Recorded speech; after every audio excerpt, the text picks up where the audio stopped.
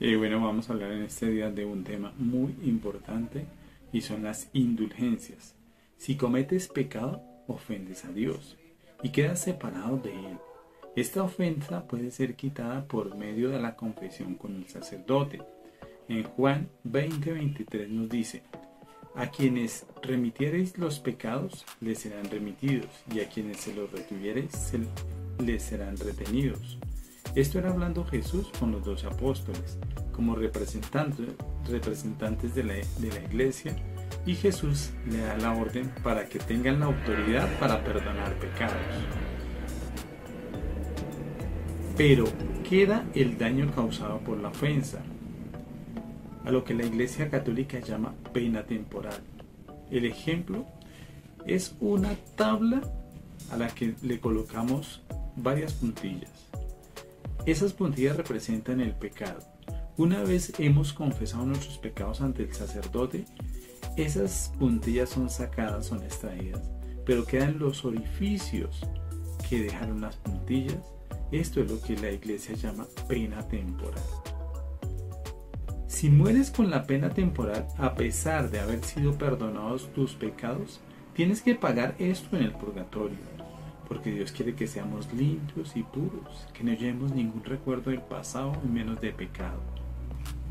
Las indulgencias nos liberan de este paso por el purgatorio. Tipos de indulgencia que tenemos. Hay dos indulgencias principalmente, una que es la plenaria y otra que son las parciales. La plenaria suprime totalmente la pena temporal. De no contar con la indulgencia, esta pena temporal se paga con los sufrimientos y obras buenas que tengamos en nuestra vida. De lo contrario, la tendremos que pagar en el purgatorio. Indulgencias parciales conllevan a la supresión parcial de esta pena. Quiere decir que no se borra en su totalidad y debemos pagarlas en el purgatorio. Las indulgencias es creada por la Iglesia por medio de la autoridad que Jesús le concede, la cual recae directamente sobre el Papa. Veamos por qué. Recordemos que el representante de la Iglesia en la tierra es Pedro y es representado en la actualidad por el Papa, que ha sido dada desde Pedro. Esto se da por medio de la sucesión apostólica. Y es así como nos habla la Biblia en Mateo 16, del 18 al 19, nos dice: y yo también te digo que tú eres Pedro, y sobre esta roca edificaré mi iglesia. Las puertas del Hades no prevalecerán contra ella, y a ti te daré las llaves del reino de los cielos. Y todo lo que atares en la tierra será atado en los cielos, y todo lo que desatares en la tierra será desatado en los cielos. Entonces, el mismo Jesús le dio autoridad a Pedro para realizar actividades aquí en la tierra que se van a reflejar en el cielo. Y es así como la Iglesia nos da para nosotros las indulgencias. Entonces, ¿cuáles son los requisitos para realizar las indulgencias? Uno, se debe estar en gracia de Dios. Debemos tener un desapego total al pecado, incluso el venial. No quiere decir esto que somos santos, porque Dios es el único puro. Podemos resbalar, podemos caer, pero en nuestra mente tenemos que tener esa convicción de que no queremos volver a caer en pecado. Como segunda medida, la confesión de nuestros pecados. Tenemos que ser sinceros, abiertos, para que realmente se nos pueda conceder esta indulgencia. Esto se puede realizar 20 días antes o 20 días después de haber realizado la indulgencia. Tercera medida, recibir la Sagrada Comunión. Cuarta medida, orar por las intenciones del Papa. Como quinta medida, una oración que queda a elección de los fieles, pero se sugiere el Padre Nuestro y la Ave María.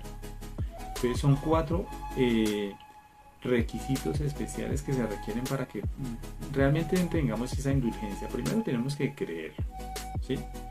Segundo, debemos estar en gracia de Dios, o sea, debemos desapegarnos totalmente del pecado, incluso el venial.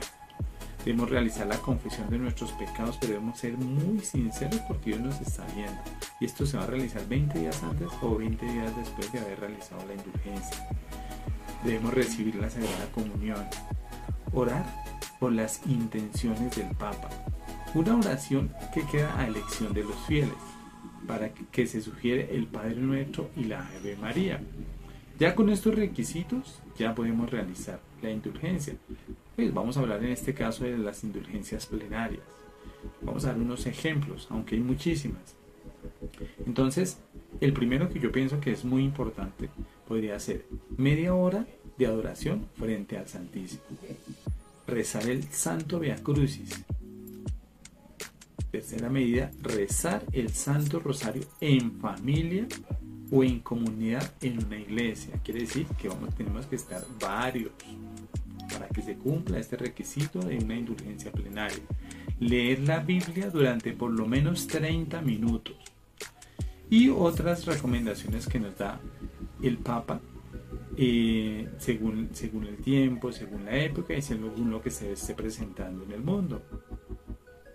Las indulgencias son solamente aplicables a uno mismo o a un difunto. Tenemos que tener muy claro esto. Solamente es para nosotros mismos, para el perdón de lo que hayamos cometido nosotros o a un difunto.